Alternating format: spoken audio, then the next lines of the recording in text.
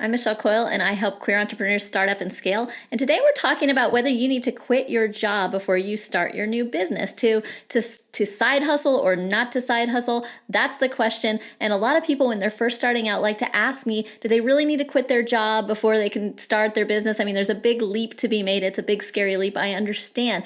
Look, I'm a consultant, and so like any good consultant, I tell them it depends. There's a few different factors that you have to consider. So we're going to talk about all of those factors today, right now. Okay, so the first thing that I want you to think about before you could even think about quitting your job is just to sit down with a piece of paper and figure out how much money do you really need to get through 3 months. Okay, and I'm not talking about, an extravagant 3 months where you do everything you want to go do and you go on lots of exotic vacations and you go eat out every other day. I'm talking about really just for 3 months, what do you need to get by to cover your basic bills, your basic entertainment needs, a little bit for in case something comes up, and just really get that figured down, because it's very important that as we're starting a business that we have enough mental capacity freed up that we're not worrying about basic things like, am I going to make sure that I can pay the rent this month or not? So when you write that number down, now we got to evaluate, do I have that money in savings? Is there a way that I can get that money? If not, is there somebody that's willing to lend it to me, a friend or a family member or a bank, if I have good credit? Or am I able to go into credit cards or something like that if I need to for an emergency?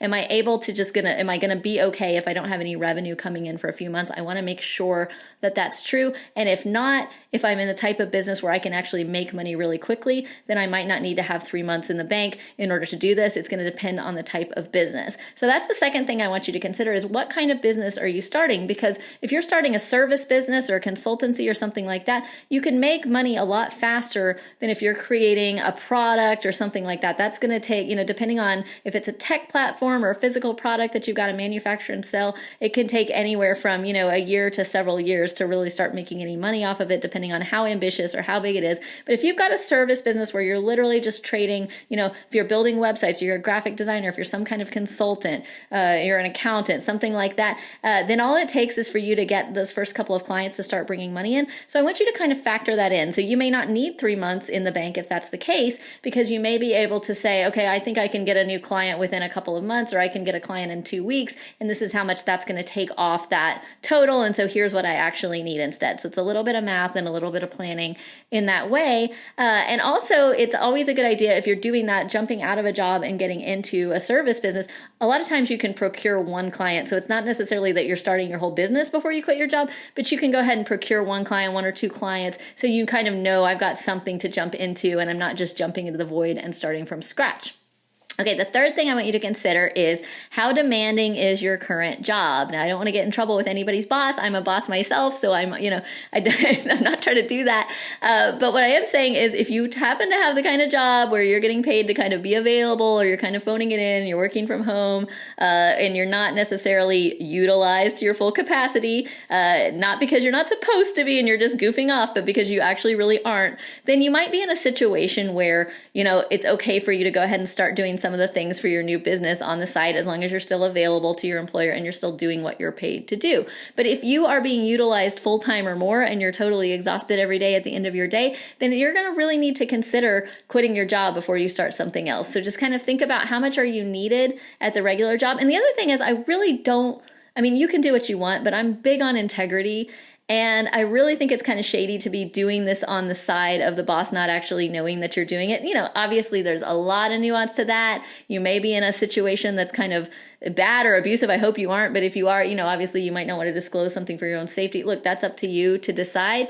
But generally, if you're okay, if you're working for a person that's a decent person that you like and respect, go ahead and let them in on your plan. Let them know what you're doing. Don't blindside them with that, and make sure that, that they're aware. And that way, you can figure out how to balance the two things together. You may be in that kind of situation. If you're not in that kind of situation, then yeah, you're probably going to need to quit your job before you start a business. Okay. I also want you to think about how demanding your home life is, right? And how much capacity that's taking up. If you, like me, are a working parent and you have kids at home, then you're not going to have as much capacity as somebody who doesn't. If you're younger and you have a lot of energy and you don't have anybody else to take care of, I've certainly seen people go and work 40 hours at their real job and then spend 40 hours building their business at night and putting in those 80-hour weeks. I'm never a proponent of 80-hour weeks, but if you're young and you've got the hustle and you're hungry to do that, it can certainly be done. So that's something to take into account. How much capacity do you have outside of the real job? Can you do both? If you can do both, obviously that's great because you're still getting paid while you're starting your business. But if you can't do both, then you really need to be realistic about that. Above all, the really most important thing that I want you to take away from this is that it's very important not to shortchange your new venture, right? I want you to make sure that you're giving it the time and attention it deserves. And that's not just the time, but that's also the capacity, right? Because we kind of tend to think about our capacity in terms of how much time do we have to execute on things. But capacity is also about psychological capacity, emotional capacity.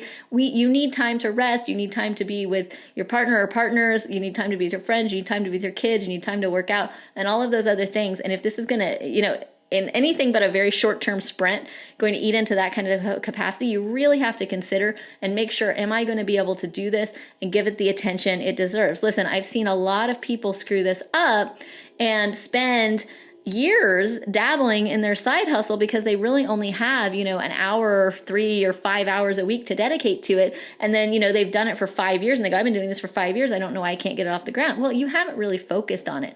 Any new business that you are going to start does require your dedicated focus, whether that's disciplined 40 hours after 40 hours that you already worked, whether that's a really hardcore, 20 hours a week, but you really, really stick to that and do it every week. There's going to have to be some kind of focus that comes in. And depending on the type of business, it's really probably going to need your full-time focus or more sooner rather than later. So if you are going to go ahead and keep working while you build your business, I want you to really consider thinking of that as a very short-term arrangement. Maybe that's something you do for 2 or 3 months just to kind of ease that runway so you make sure that you're going to be okay and you're not freaking out about basic lizard brain needs like food and shelter, right? Make sure those things are covered. But it's really, really not a good plan to kind of side hustle on the side of a business or side hustle your business on the side of a full-time job unless it's something that you really want to keep as a side hustle. If you make your own peach yogurt and sell it at the farmer's market every weekend and that's a side hustle, totally fine. I'm not talking about that. I'm talking about if you want this to be your business, you want this to be your job one day, at a certain point, you're probably just going to have to take a leap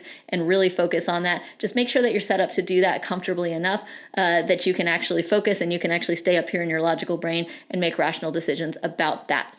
All right, so that's it for today. Thank you guys for joining me as always. If you're interested in this video and you want to see more stuff like this, hit the subscribe button right here and follow along. We're doing this a couple times a week with business tips. If there's anything else that you would like me to talk about or anything you want to chat about with me, just drop it in the comments below and we will address it forthwith. And as always, there is a link to my brand new training for queer entrepreneurs about how to survive in these crazy economic times. So check the bio link, make sure that you check that out. I would love for you to watch that and get whatever you can from it. Listen, I know that you can do this. I'm really excited to see what you guys do as always. Let me know what you're doing. Let me in on how it's going. And maybe we'll cover the topic that you bring up if you have any specific questions. Let's talk. Let's have a dialogue about it. All right, guys, go do it. Let it shine. And we will see you next time.